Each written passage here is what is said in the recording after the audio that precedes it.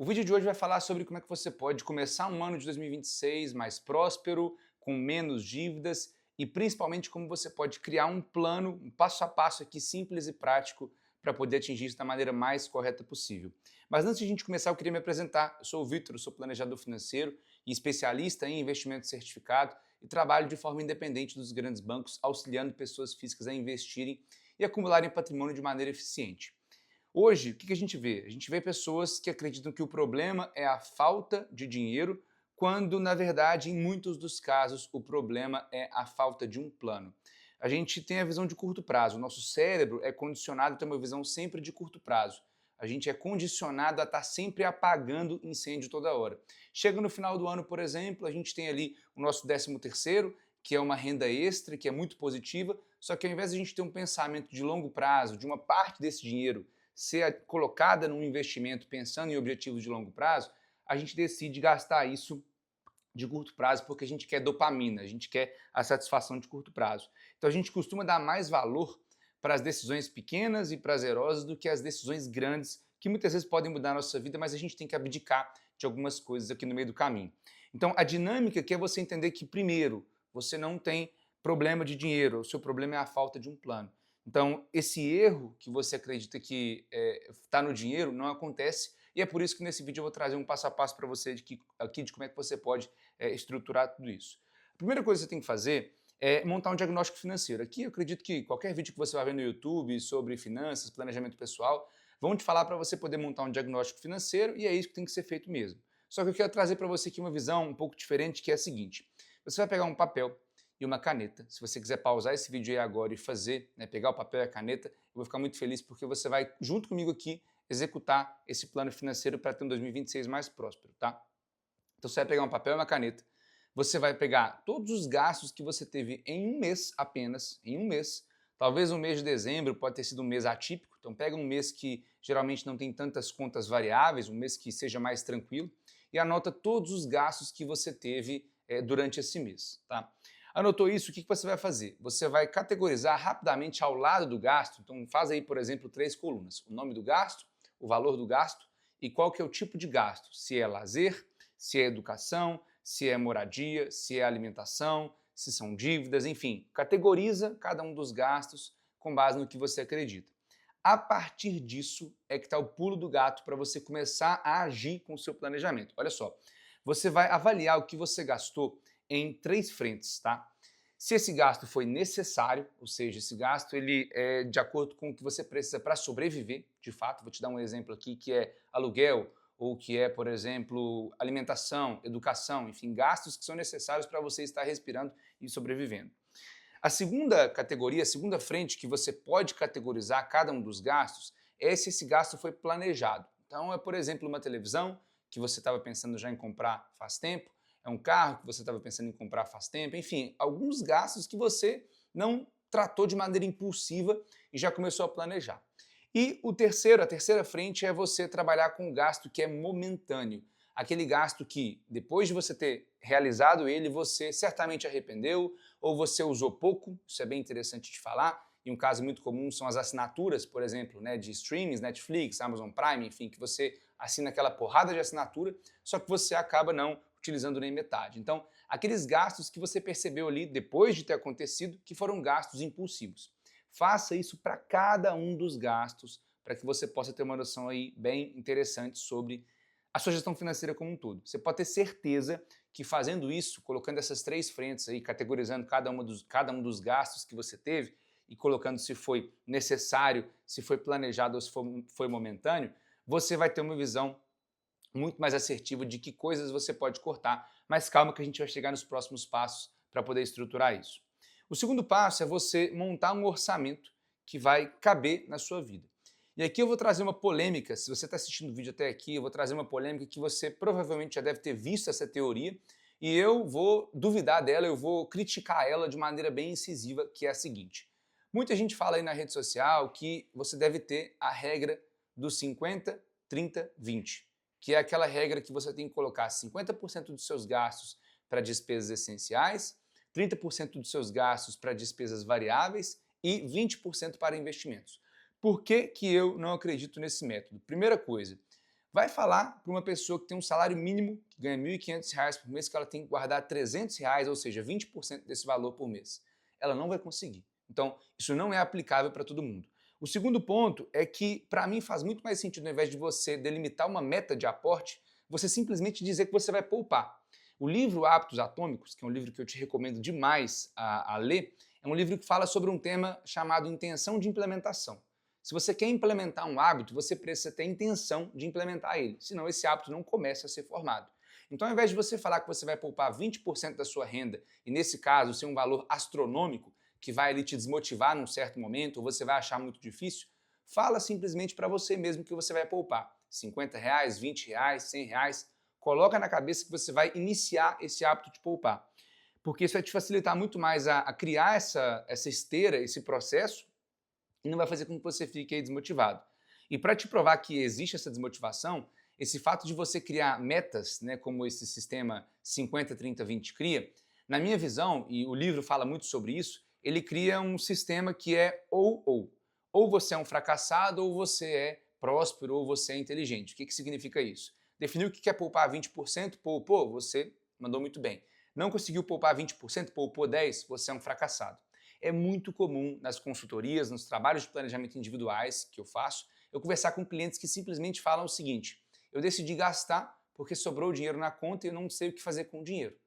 Então isso é muito comum de acontecer e não deve acontecer com você, tá? Eu acredito muito na análise do orçamento, no passo 1, que é o diagnóstico, e na sequência você estruturar aqui um valor que caiba no seu orçamento, claro, né, estruturando algumas regras aí, mas deixando principalmente a parte de aporte financeiro para investimentos como algo que seja não tão fechado, não tão escrito em pedra, tá? Se você está gostando do vídeo, se está fazendo sentido essa ideia, se está entrando na sua cabeça essas informações e você gostando, não deixe de seguir o canal, não deixe de curtir esse vídeo, né, se inscrever no canal, porque eu costumo compartilhar vídeos aí para poder te ajudar a prosperar financeiramente e estruturar um planejamento que faça sentido para você. Bom, Vitor, você não falou sobre dívidas até agora. É importante a gente analisar dívidas em 2026, caso a gente tenha? Sim. Se dentro do seu planejamento você tiver dívidas, o que eu te indico a fazer é o seguinte: na estruturação do seu diagnóstico, quando eu falei para você pegar um papel e uma caneta e escrever o nome, o valor do gasto, a categoria e se é um gasto necessário, planejado ou momentâneo, certamente você vai colocar ali as dívidas que você tem do tipo cheque especial, financiamento de carro, financiamento de casa, empréstimo, enfim, você vai colocar isso dentro também da sua análise financeira. No caso das dívidas, eu quero te dar uma dica muito valiosa que talvez você nunca parou para pensar e que vai mudar a sua cabeça muito provavelmente para 2025, que é a seguinte: organize as dívidas que você tem. Claro, importante você organizar para você estruturar um plano de quitação, mas até antes disso, você precisa saber que tipo de dívida você tem. E aí a gente entra aqui em dois conceitos muito importantes que são a dívida boa e a dívida ruim. A dívida ruim é a dívida que a gente chama de alavancagem. É aquela dívida que você tem ali de algo que vai, no longo prazo, não valorizar. Então, um carro, por exemplo, que você talvez não use para trabalhar, é um carro que você usa para lazer e você decidiu financiar esse carro, e é uma dívida de alavancagem, por quê? Porque lá na frente esse carro vai ter um valor de mercado menor e você vai pagar um valor maior por ele se a gente considerar todos os juros. É um dinheiro que você pegou emprestado com o banco, um cheque especial, uns juros do rotativo do cartão de crédito, enfim, dívidas que são dívidas de alavancagem, né? Dívida ali de alavancagem não, perdão, dívida de consumo, desculpa. Dívida ruim, dívida de consumo.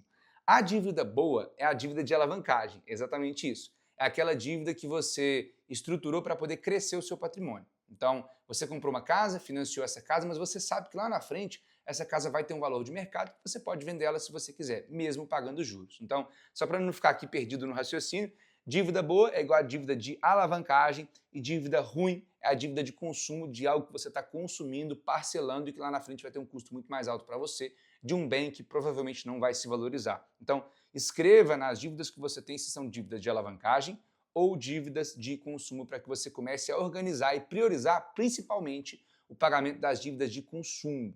Priorize os pagamentos da dívida de consumo porque são dívidas, como eu disse, que não agregam valor para o seu patrimônio. Tá? Um outro passo que eu acho interessante é você estruturar estratégias financeiras com um propósito. Como assim? Eu te falei que você precisa fazer um certo orçamento, então a gente fez um diagnóstico, você vai fazer um orçamento que cabe no seu bolso, mas na parte de investimentos, que seriam, de acordo com a regra dos 50, 30, 20, os 20%, eu quero que você pense de maneira diferente de simplesmente colocar 20% de aporte. Eu quero que você pense da seguinte forma. Ao invés de você falar que vai poupar 20%, você vai guardar R$ 50 por mês, como eu disse, ou guardar R$ 100. Ou você também pode falar o seguinte, eu vou guardar de 50 a R$ 300 por mês. Estabelecer ali um intervalo de aporte que pode muitas vezes mais te ajudar a estruturar esse planejamento, e no mês ruim você vai guardar pouco, no mês bom você vai guardar muito, mas você não vai deixar de fazer o que é o mais importante, que é guardar dinheiro e começar a investir mesmo com pouco, tá? Continuando nessa lógica, depois de estruturar o planejamento, né, o orçamento, entender ali o seu diagnóstico financeiro, estruturar essas metas principalmente com um propósito, pensando nesses intervalos, você vai começar a investir. Como é que você investe? Você vai estruturar uma reserva de emergência. A reserva de emergência é o alicerce de qualquer planejamento financeiro. Sem uma reserva de emergência, a gente não consegue estruturar o planejamento financeiro porque a gente não está protegido para situações de emergência. Imagina a construção de uma casa. Faz sentido a gente construir uma casa pelo telhado? Eu acho que não. Então, uma casa sempre começa por um alicerce muito bem feito, para que depois a gente comece a subir as paredes, os andares, o telhado, enfim, para que a casa fique aí com um alicerce muito bem fundamentado. Então, antes de você pensar em investir em ações, fundos imobiliários, investimento no exterior, criptomoedas, enfim, né, produtos financeiros de maneira mais diversificada, você precisa formar a sua reserva. Reserva é feita para situações que a gente chama de situações de baixo impacto.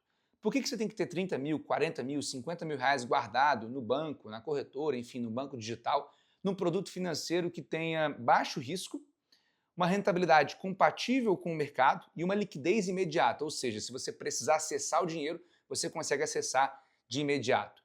Porque a gente na vida passa por situações que são situações cotidianas e podem ter impactos de maneira diferente na nossa vida. Imagina que você bateu o carro e não tem seguro. Como é que você vai pagar o conserto do carro? Imagina que você trabalha, você é autônomo e aí um vínculo de trabalho que você teve, acontece isso muito com médicos, demorou 2 meses a mais para te pagar. Como é que você vai pagar as suas contas desse mês, sendo que a sua renda vai chegar só daqui 2 meses depois? Como é que você vai emprestar dinheiro para algum familiar, no caso de alguma urgência ou alguma situação médica?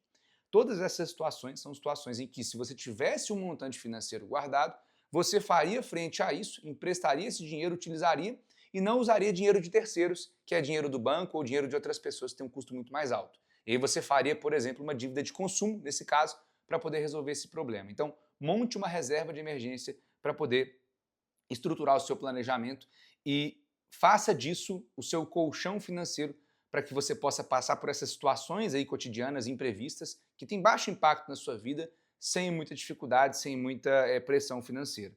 Vitor, qual produto que eu aplico para poder montar essa reserva e quanto eu devo ter na reserva de emergência? Qual produto você pode aplicar? CDBs de liquidez diária de grandes bancos, então Banco do Brasil, Santander, Itaú, Caixa, enfim, todos os grandes bancos. Se você for uma pessoa mais conservadora, que gosta de grandes bancos, você pode ir em CDBs, né, que são produtos emitidos pelos bancos, tem ali um risco bem tranquilo e são produtos ali, como eu disse, que tem liquidez diária caso você precise acessar. Uma outra opção é você utilizar o Tesouro Selic. O Tesouro Selic é um produto financeiro, apenas o Selic, tá? É um produto financeiro que é emitido pelo governo federal, que tem ali um risco soberano, que tem uma rentabilidade diária e também uma liquidez diária caso você precise, tá? Sobre valores de reserva, eu sugiro que você comece com 6 vezes o seu custo de vida mensal. Então, se você hoje tem um custo de vida de 10 mil, você precisa de pelo menos 60 mil reais de reserva de emergência. Até você chegar nos 60 mil reais, você precisa investir somente em um produto financeiro. Foca em formar a reserva primeiro antes de tudo. Chega nos 60 mil, depois você decide o que fazer com o seu dinheiro, diversificar em outras estratégias, enfim, fazer o que você quiser. Mas monta esse porto seguro, essa reserva financeira aí que é muito importante para você. Essa reserva vai ser cada vez maximizada, se você for parar para pensar e ser inteligente em 2026, ela vai ser cada vez maximizada se você fizer um bom orçamento, um bom planejamento, um bom diagnóstico financeiro. Lembra que eu te falei dos gastos que são momentâneos? Muito provavelmente esses gastos momentâneos você já vai ali, ao anotar no papel, ver quais que você pode cortar. Se você viu ali que tem algumas assinaturas, alguns gastos que você tem momentâneos, já corta isso de cara e esse dinheiro que você cortar, você vai somar e vai falar assim, vou pegar esse dinheiro e vou destinar ou tudo ou uma grande parte para um investimento. Vai ser o meu novo gasto, entre aspas, esse investimento financeiro que eu estou trocando, como eu disse, né, um gasto ali de consumo, um gasto momentâneo, impulsivo, por um gasto voltado para os investimentos. tá? E por último, acho que é importante falar sobre reavaliação. 2026 vai ser um ano para quem não é preguiçoso, um ano para quem é esperto, principalmente porque a gente vai ter ali muita coisa acontecendo, eleição, Copa do Mundo, enfim, vários feriados ao longo do ano, então você tem que ser esperto e inteligente para quê? Para reajustar a rota quando precisar. O que significa isso? Reavalie o seu plano a cada pelo menos 3 meses. Analise os seus gastos a cada pelo menos 3 meses para você poder entender se você está ou não dentro da rota. E claro, anote principalmente os aportes financeiros que você fez.